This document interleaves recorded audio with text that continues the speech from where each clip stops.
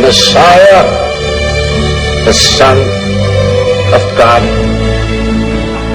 I am. I am. I am. I am. I am. I am. அனைத்து கிறிஸ்தவ பெருமக்களுக்கும் இனிய கிறிஸ்துமஸ் வாழ்த்துக்களை தெரிவித்துக் கொள்வதில் மகிழ்ச்சி அடைகின்றேன்.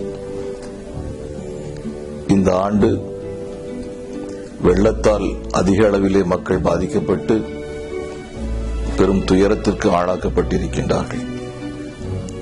இந்த கிறிஸ்துமஸ் நல்ல நாளிலே இறைவனை பிரார்த்தனை செய்வோம்.